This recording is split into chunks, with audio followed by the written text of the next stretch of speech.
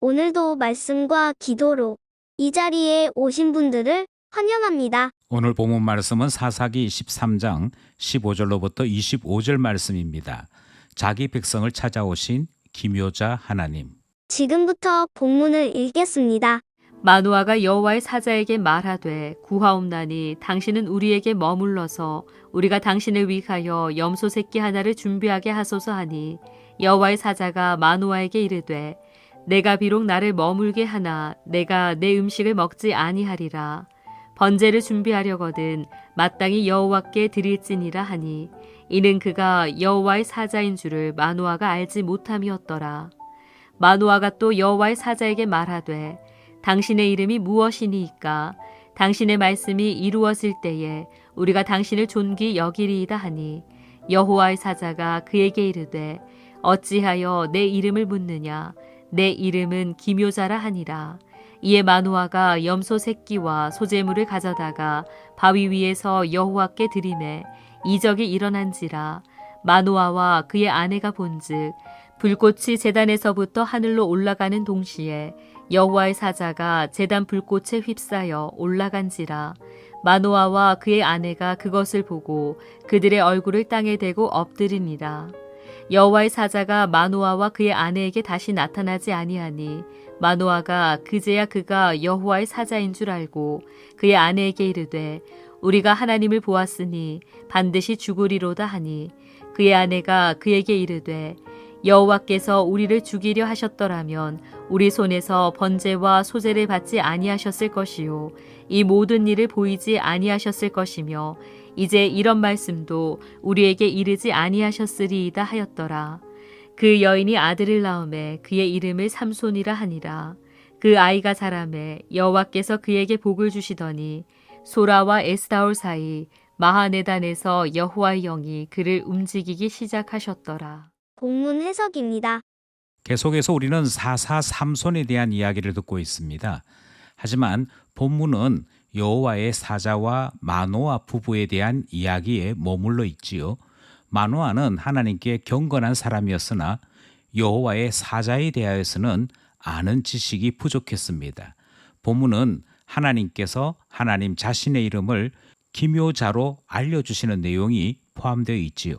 이제 본문 안으로 들어가서 하나님의 이름을 살펴보도록 하겠습니다. 첫 번째 문단은 15절로부터 19절 말씀입니다. 여호와의 사자를 붙잡는 마노아 부부 이야기가 등장을 하지요. 여호와의 사자는 2번, 하지만 기록상으로는 3번에 걸쳐서 마노아 부부에게 하나님의 뜻을 전달합니다. 이로써 여호와의 사자는 자기 자신에게 부여된 사역을 완료했다, 그렇게 볼 수 있죠. 그런데 문제가 무엇인가 하니 정작 마노아가 여호와의 사자를 돌려보낼 생각이 없었던 것 같습니다. 여호와의 사자는 아마도 선지자로 이해했던 것 같고, 따라서 마노아는 선지자인 여호와의 사자를 조금 더 이해하고 싶고 더 많은 교제를 나누고 싶어서 염소 새끼를 준비하겠다 말하는 내용이 등장합니다. 염소 새끼를 손님에게 준비한다는 것은 이 당시의 문화로 보자면 지극한 정성을 다한 대접을 제공한다 하는 의미를 가지고 있지요. 여기에서 여호와의 사자는 여호와의 사자가 누구인지를 알 수 있는 2가지 힌트를 제공합니다. 첫 번째는 정말 머무르게 하려면 음식이 아니라 번제를 준비하도록 요구하는 내용이 등장합니다. 그리고 번제를 준비하는 것이 여호와께 합당하게 드리는 일이라 이 말씀을 전하고 있지요. 그러니 이 말씀 속에서 여호와의 사자는 평범한 사람 또는 선지자 중에 한 사람이 아닌 것을 알려주고 있습니다. 17절에 보면 마노아가 여호와의 사자의 이름을 물어봅니다. 그런데 아마 생각이 많았던 것인지 아니면 마노아가 두려움을 느꼈던 것인지 2가지 말을 함께 섞어버립니다. 첫 번째 질문은 당신은 누구입니까? 라는 질문이었고, 그 다음 질문은 당신의 이름이 무엇입니까? 라는 질문이었던 것 같은데, 이 2가지 질문을 섞어서 당신의 이름은 누구입니까? 이렇게 질문했던 것이지요. 그러자 여호와의 사자가 마노아에게 대답하기를 내 이름은 기묘자라 그렇게 전하는 내용이 등장합니다. 기묘자라는 말은 하나님의 성호에 해당되는 것이고 사람의 상식이나 사람들이 가지고 있는 지식으로 측량할 수 없는 분이라고 하는 뜻을 가지고 있습니다. 사실 오늘 본문을 가만히 살펴보시면 하나님은 참으로 기묘한 일을 행하십니다. 만약 상식대로 하자면 하나님을 배반하고 떠난 이스라엘을 하나님이 버리셔야 했습니다. 앞부분에서 하나님께서 행하셨던 대로 율법을 따라 그들에게 언약의 징계를 가하는 것이 상식에 맞는 하나님 태도이지요. 그런데 회개조차도 하지 않는 이스라엘을 위해 하나님은 친히 여호와의 사자로서 자기 자신을 나타내고 계시는 것을 보게 되는 것이고요. 이스라엘 사람들에게 사사 삼손을 보내심으로 블레셋의 압제에서 이스라엘을 구원하시려는 놀라운 일을 보게 되는 것이지요. 결국 이 기묘하다라고 하는 말 속에는 상식을 뛰어넘는 하나님의 사랑이 표현되었다. 그렇게 이해할 수 있습니다. 바로 그 이름을 여호와의 사자이신 하나님이 마노아에게 전달했더라 하는 것입니다.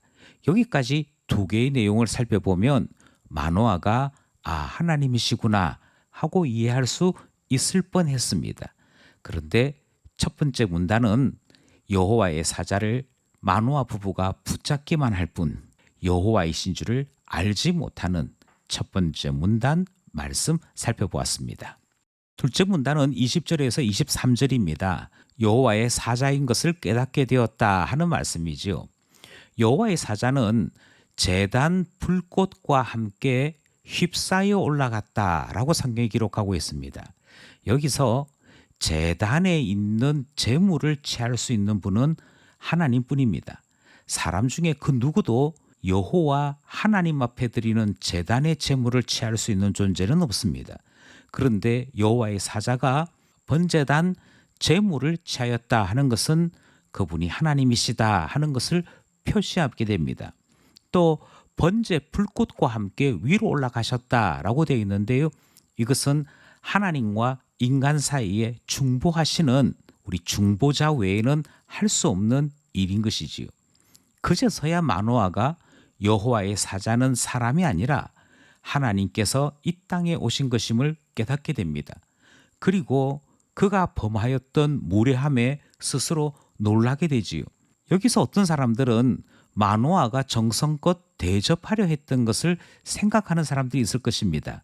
그러나 그것은 사람에 대한 대접이지 하나님에 대한 합당한 예는 아니었던 것이지요. 하나님을 알아보지도 못했고 또 하나님께 합당한 예를 다하지도 못했음은 마노아 스스로 두려움 가운데 빠지게 되는 이유가 되었던 것입니다. 이때 마노아의 아내는 남편인 마노아에게 지혜로운 대답을 제공하지요. 이것이 아마 마노아에게는 큰 위로가 되었을 것 같습니다. 마노아의 아내가 남편을 위하여 대답한 지혜로운 대답은 세 가지였습니다. 첫 번째는 하나님께서 우리를 죽이려고 하셨다면 벌써 죽이셨지 지금까지 숨쉬게 하셨겠느냐라고 하는 이야기였고요. 두 번째 이야기는 하나님께서 죽이시려고 했다면 우리에게 번제를 왜 준비하라 하셨으며 그 번제 불꽃과 함께 번제물을 받으시는 일을 왜 하셨겠느냐라고 이야기하지요. 마지막으로 마노아의 아내는 죽이시려고 하는데 왜 우리에게 약속의 말씀을 주셨겠느냐 이렇게 대답합니다. 그리하여 두려움 가운데 떨고 있는 마노아를 그의 아내가 위로하는 내용이 등장하게 되는 것이지요. 둘째 문단 여호와의 사자인 것을 마노아가 드디어 알게 되었다 하는 말씀이었습니다. 마지막 세 번째 문단은 24절로부터 25절 말씀입니다. 드디어 삼손이 태어났다 하는 말씀이지요. 마지막 문단은 우리에게 세 가지 사실을 전달하고 있습니다. 첫 번째는 하나님께서 말씀하신 대로 약속하신 대로 아들이 정말 태어났다 하는 사실이지요. 그리고 두 번째 사실은 바로 그 아들이 삼손이다 하는 사실을 우리에게 전달하고 있습니다. 그리고 마지막에는 마하네단이라고 하는 곳에서 삼손이 유소년 시절을 보내게 되는데요. 그때부터 여호와의 영이 움직이게 했다 하는 사실까지 말씀하는 내용이 본문 말씀입니다. 드디어 삼손이 등장하는 것인데요. 여기서 하나 유심히 살펴봐야 되는 것은 마하네단이라고 하는 곳이 블레셋과 가까운 곳이었습니다.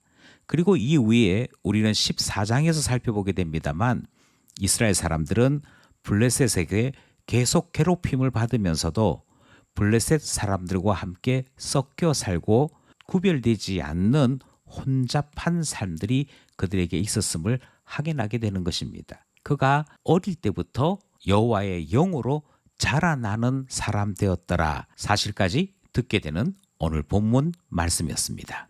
말씀을 따라 기도하며 결단해 봅시다. 첫 번째 기도 제목은요. 주님을 기쁘시게 하되 우리의 뜻대로 하나님을 기쁘시게 하는 것이 아니고 주님의 뜻대로 기쁘시게 하는 하나님 자녀 되어야 될 것을 깨닫게 되었습니다. 하나님은 영광을 받으시는 법이 따로 있으시지요. 그러므로 하나님께 영광 돌려드리는 인생 살기를 원하여서 기도하기는 하나님께 영광 돌려드리는 인생 되게 하소서 기도하게 되는 것입니다. 두 번째 기도 제목은 마노아는 자기 허물에 갇히게 된 것을 보았지요. 우리가 종종 자기 공로를 따라 사는 습관이 남아 있어서 자기 자신 때문에 희망도 가졌다가 자기 자신 때문에 그 허물에 갇혀 넘어지기도 하는 존재입니다. 하지만 하나님은 자기 허물로 살아가는 존재되지 않기를 원하십니다. 오히려 우리를 하나님의 사랑, 하나님의 긍휼 가운데 살게 하셨는데요. 그러므로 기도하기를 여전히 우리에게 말씀하시는 그 큰 사랑 깨달아 하나님 때문에 살아가는 인생, 하나님의 사랑 안에 살아가는 인생 되게 하소서 기도하게 되는 것이지요. 세 번째로 주님의 예정을 따라 삼손이 드디어 이 땅에 태어났습니다. 그러나 그럴지라도 성령의 이끄심이 반드시 필요한 것을 우리는 세 번째 문단에서 확인하였습니다. 주님의 뜻을 따라 이 땅에 살게 된 우리에게도 성령의 이끄심이 반드시 필요하기에 우리를 하나님의 영을 따라 살아가는 하나님 자녀 되게 하옵소서 기도하게 되는 것이지요. 오늘도 성령 안에 살아가는 말씀과 기도의 사람 되기를 간절히 소원합니다.